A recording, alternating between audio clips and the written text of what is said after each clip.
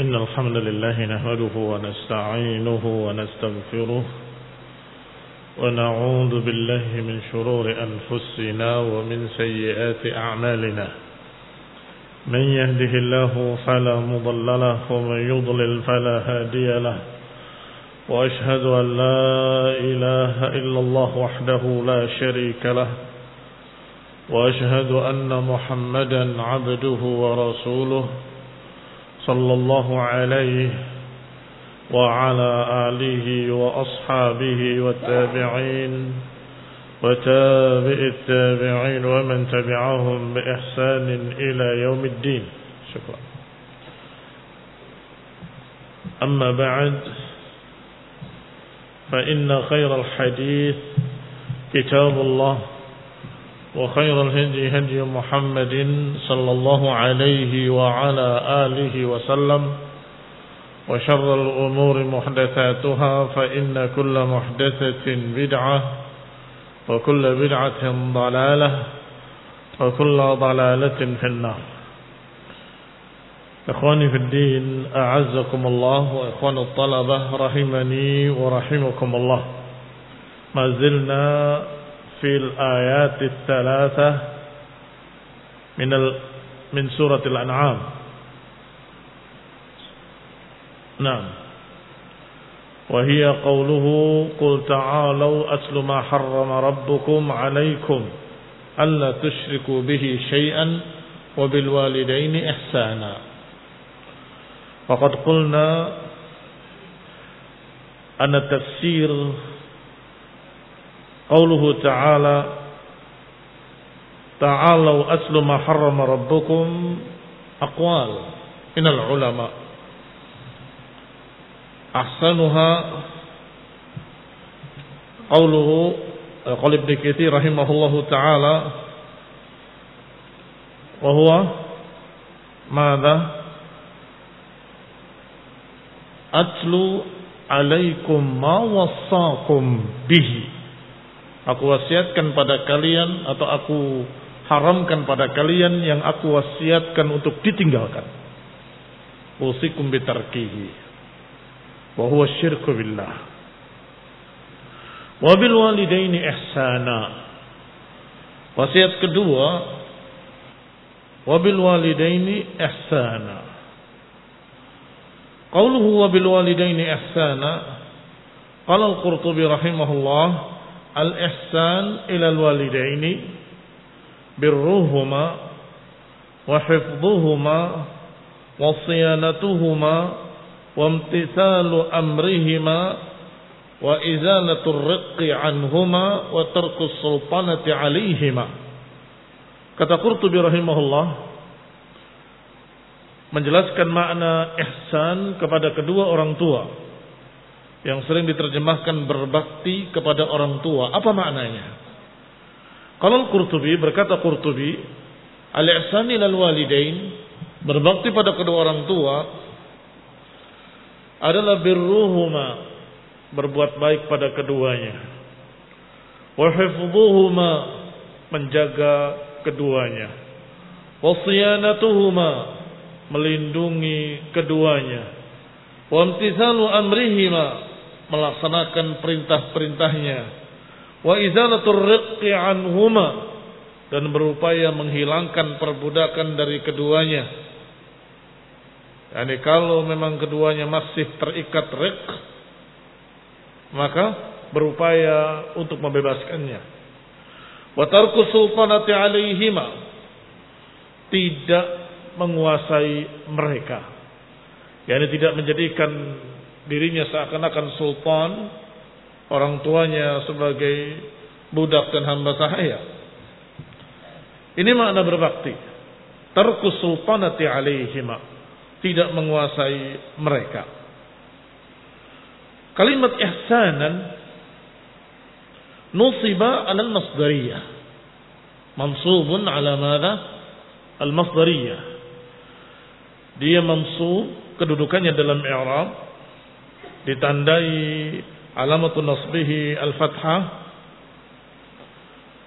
Limadha alal masdariyah, sebagai masdar, wa nasibuhu fi'lun mudmar min lafdhihi. Adapun penyebabnya yang menyebabkan dia nasab adalah fi'il dari lafadznya. Berarti ahsinu bil walidaini ihsana. Hanya saja kalimat ahsinu mahdzufun, tidak tersebut, tidak tertulis, tidak terlihat, tetapi terpahami. Kalau ada ihsanan sebagai maf'ul mutlaknya, maka berarti ada kalimat ahsinu bil walidaini ihsana. Taqdiruhu wa ahsinu bil walidaini ihsana. Ay al-wasiyah as-saniyah usikum bil ihsani 'alal walidain. Aku wasiatkan pada kalian agar kalian berbakti kepada kedua orang tua. Wa qauluhu, kalimat berikutnya di dalam ayat, wala taqtulu auladakum min imlaqin nahnu narzuqukum wa iyyahum. Jangan kalian bunuh anak-anak kalian min imlaq, karena kemiskinan. Nahnu narzuqukum, kami yang akan beri rezeki pada kalian, wa iyyahum, dan juga mereka. Disebutkan dalam ayat lain terbalik, nahnu narzuquhum wa iyyakum. Makna imlaq, la taqtulu auladakum min imlaq ayal faqr, maknanya adalah kemiskinan. Ay la ta'idu banatikum khasyatal ailati wal faqr, yakni jangan kalian kubur hidup-hidup anak-anak kalian atau anak-anak perempuan kalian karena takut miskin. Fa inni raziqukum wa iyyahum, karena sesungguhnya aku memberikan rezeki pada kalian dan mereka. Wa kana minhum man yaf'alu dzalika bil inasi wad dzukuri khasyatal faqri. Hakadha dzakarahu al-Qurtubi rahimahullahu taala fi tafsirihi al-Jami' li ahkamil Qur'an. Al-Jami' di Ahkamil Quran juz ke-7 halaman 132.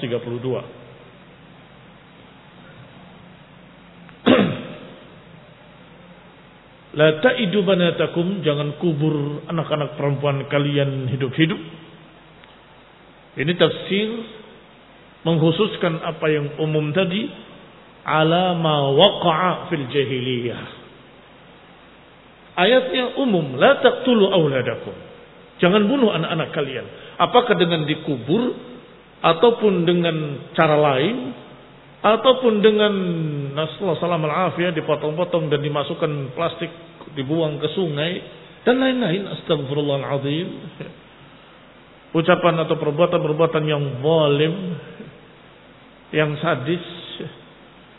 Tetapi dikatakan, ay la ta'idu banatikum, yakni maksudnya jangan kubur anak-anak kalian. Seakan-akan dikhususkan tidak boleh dikubur saja. Ada barakallahu fikum, karena berkait dengan apa yang terjadi di zaman jahiliyah.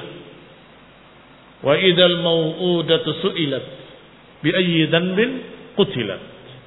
Dan ingatlah nanti ketika anak-anak perempuan yang dikubur hidup-hidup ditanya, bi ayyi dhanbin qutilat, karena dosa apa mereka dikubur. Minhum man yaf'aluhu khasyatal 'ar, wa minhum man yaf'aluhu khasyatal 'ailah wal faqr. Ada yang menguburnya karena rasa malu, ada yang menguburnya karena faqr wal 'ailah. Kalau karena faqr wal 'ailah, maka tidak hanya yang perempuan, yang laki-laki pun akan dikubur, akan dibunuh oleh mereka. Seakan-akan kalau dia memiliki harta 10, tiba-tiba punya anak, berarti akan dibagi dengan anaknya.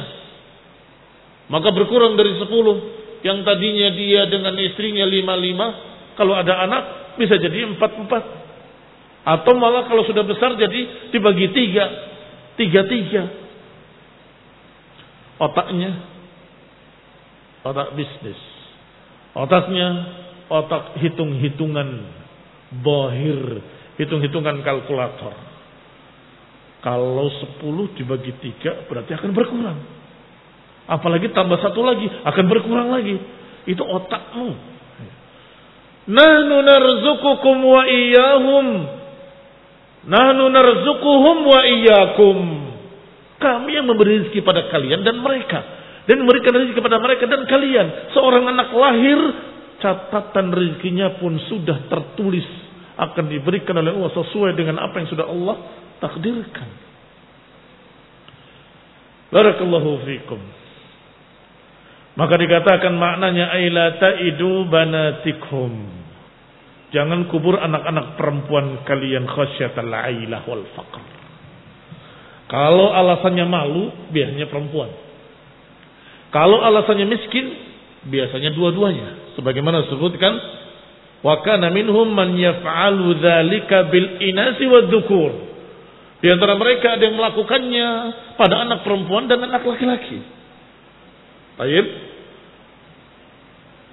Sebagaimana Allah Subhanahu wa taala menceritakan dalam ayat lain, wa idza busyira ahaduhum bil unsa dhalla wajhuhu muswaddan wa huwa kadhim. Ini yang mereka lakukan terhadap anak perempuan. Idza busyira ahadukum bil unsa, kalau diberitakan berita gembira bahwa mereka mendapatkan anak perempuan, justru dhalla wajhuhu muswaddan. Wajahnya justru menjadi hitam. Karena jengkel, marah, malu. Wa huwa kadhim, kecewa berat. Yatawara minal qaum, sembunyi, malu, tidak mau menceritakan. Imma mereka bunuh wa imma yadusuhu fit turab. Mereka benamkan di dalam tanah. Astagfirullah, ini jahiliyah. Tetapi ternyata apa yang dilakukan oleh jahiliyah ini terjadi pula di masa-masa modern sekarang ini. Karena malu, hubungannya hubungan gelap, atau karena takut miskin lebih banyak lagi. Wa fi sahih an Ibn Mas'ud, qultu ya Rasulullah ayyud dhanbi a'zam? Qala an taj'ala lillahi niddan wa huwa khalaqaka. Qultu thumma ayyun? Qala an taqtula waladaka khasyata an yat'ama ma'ak. Qultu thumma ayyun? Qala an tuzani bihalilati jarik. Thumma tala Rasulullah sallallahu qawlahu ta'ala walladzina la yad'una ma'allahi ilahan akhar wa la yaqtuluna an-nafsa allati harrama Allahu illa bil haqq wa la yaznun. Dalam hadis yang sahih dalam dua kitab sahih Bukhari dan Muslim dari Abdullah bin Mas'ud radhiyallahu taala anhu, kata beliau, aku katakan ya Rasulullah, dosa apa yang paling besar? Dijawab, an taj'ala lillahi niddan wa huwa khalaqaka. Engkau menjadikan bagi Allah tandingan-tandingan padahal Dia yang menciptakan kamu. Kata Ibnu Mas'ud, aku katakan tsumma ayyun, kemudian apa ya Rasulullah? Qala an taqtula waladaka khasyata an yat'ama ma'ak. Engkau membunuh anakmu karena khawatir dia makan bersamamu. Tsumma ayyun, aku katakan, kata Ibnu Mas'ud, kemudian apa? Qala, beliau bersabda, antuzani bihalilati jarik. Engkau berzina dengan istri tetanggamu. Kemarin sudah kalian baca tentang masalah hadis yang semakna dengan ini. Apa dosa besar yang paling besar? Akbarul kabair, syirku billah. Disebut kesyirikan pada Allah. Tetapi di sini barakallahu fikum disebut dengan kalimat atau dengan jumlah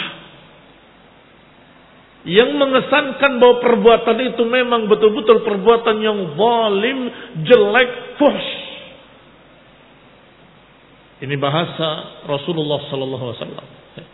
Mengungkapkannya dengan ungkapan yang orang mendengarnya akan berkata dalam hati, memang keterlaluan. Memang keterlaluan. Lihat kalimatnya. Antaj'ala lillahi niddan wa huwa khalaqaka. Engkau menjadikan tandingan-tandingan yang engkau ibadahi selain Allah bersama Allah, padahal Allah yang menciptakan kamu. Keterlaluan. Bukankah benda-benda tadi tidak menciptakan? Allah yang khalaqaka. Taj'al lillahi niddan wa huwa khalaqaka. Engkau jadikan bagi Allah tandingan padahal Dia yang menciptakan kamu. Adapun yang lain tidak ada yang menciptakan. Allahu wal khaliq wahdahu.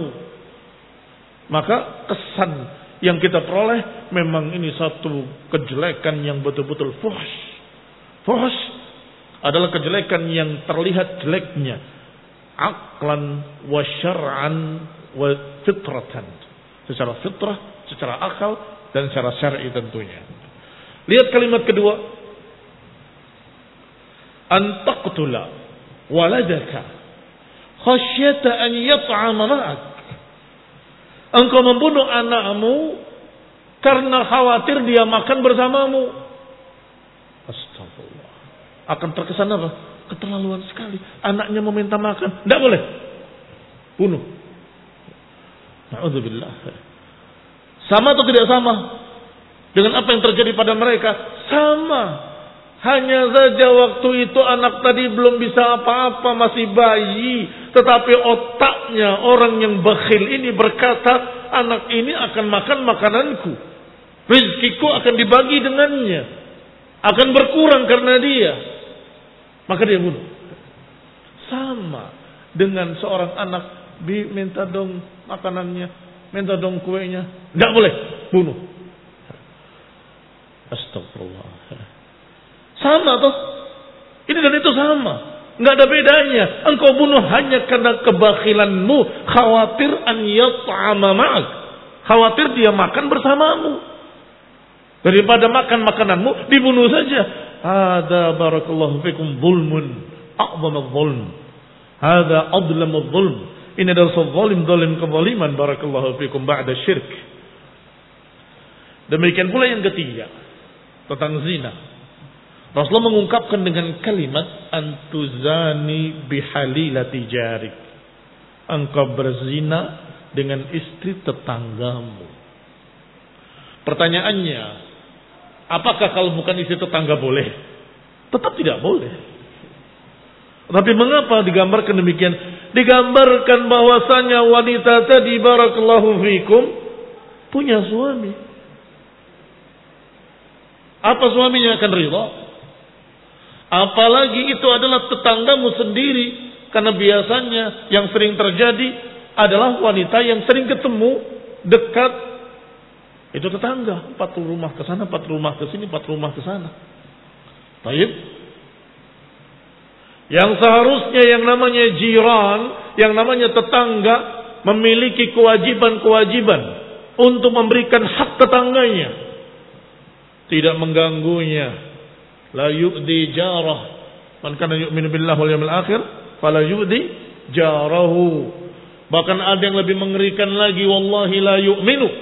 Wallahi la yu'minu. Wallahi la yu'minu. Siapa ya Rasulullah? Siapa yang tetangganya tidak aman karenanya. Man la ya'man jaruhu bawa'iqahu. Siapa yang tetangganya tidak aman dari kejahatannya. Ini istrinya tetangga yang harusnya kita jaga mereka, jaga kehormatannya, jaga keadaannya, kita lindungi, kita berikan apa yang kita punya padanya, berbagi dengan tetangga, tapi justru berkhianat. Taib, keterlaluan. Maka 3 perkara ini, sesungguhnya 3 perkara yang disebut oleh Allah di dalam surat Al-Furqan ayat 68, 69 dan 70. Allah berfirman, walladzina la yad'una ma'allahi ilahan akhar wa la yaqtuluna an-nafsa allati harrama Allah illa bil haqq wala yaznun. Yaitu mereka ada orang yang beriman yang dijuluki dengan ibadur rahman, hamba-hamba Allah yang maha rahman, adalah orang yang tidak berbuat syirik, tidak menyeru selain Allah. Yang kedua, wala yaqtuluna an-nafsa allati harrama Allah, tidak membunuh jiwa yang dilarang oleh Allah SWT, yang diharamkan oleh Allah SWT. Yang ketiga, dan tidak berzina. Ini sifat ibadur rahman. Sifat hamba-hamba Allah yang maha rahman adalah orang-orang yang tidak berbuat kesyirikan, tidak membunuh jiwa yang dilarang oleh Allah, dan tidak berzina. Maka tentunya perbuatan yang sebaliknya, yang paling jelek, yang dikatakan ayyud dzanbi a'zam, dosa apa yang paling besar, maka yang kebalikannya, yang berbuat kesyirikan, yang membunuh jiwa yang dilarang oleh Allah, dan yang berzina. Baik. Hanya saja Rasulullah SAW mengungkapkan yang paling jeleknya, atau dengan gambaran yang sangat mengerikan, yang sangat menjijikkan, yaitu dia menyembah selain Allah padahal Allah yang menciptakan dia. Yang kedua, dia membunuh anaknya sendiri hanya karena takut makan makanannya. Astagfirullah. Yang ketiga, dia berzina dengan istri tetangganya sendiri, yang harusnya dia menjaga tetangganya, berbagi dengan tetangganya, saling membantu, saling memberi ila akhirnya. Mengganggu saja tidak boleh, ternyata justru berkhianat, mengkhianati tetangganya dengan berzina dengan istrinya. Fahadha barakallahu fikum adzan al-a'zam. Aina syahid? Apa syahidnya? Nah, syahidnya adalah membunuh anak. Wasiat yang ketiga, wala taqtulu auladakum min imlaqin. Jangan kalian membunuh anak-anak kalian karena takut miskin.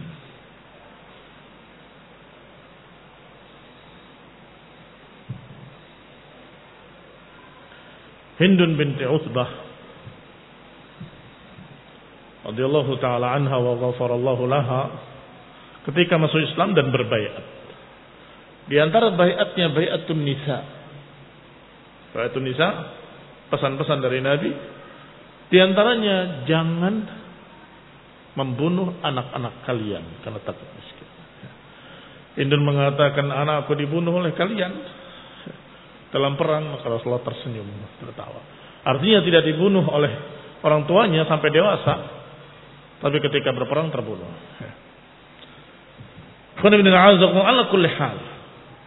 Maka itu tidak dilakukan kecuali oleh orang-orang yang memang na'udzubillah keterlaluan, atau orang-orang yang waktu itu masih musyrikin, tidak seluruhnya melakukan hal tersebut. Barakallahu fikum.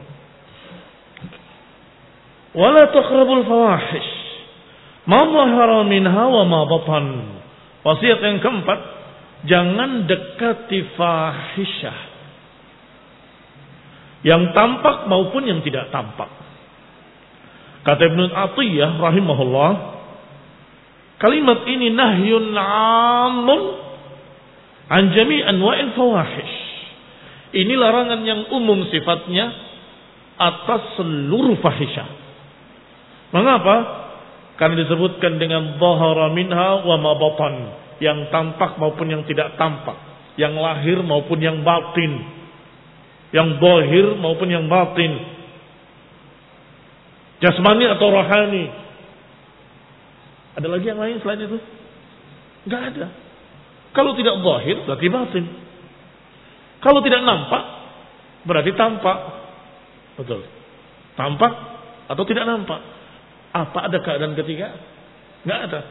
Berarti kata Ibnu Atiyah, ini larang dari seluruh fawahish, yang zahirnya maupun yang batinnya, yang tampak maupun yang tidak tampak. Wahiyal ma'asi, fawahish adalah kemaksiatan-kemaksiatan. Ma dhahara ma batan adalah halatani tastawfiyani aqsama ma ja'alata lahu minal asya'.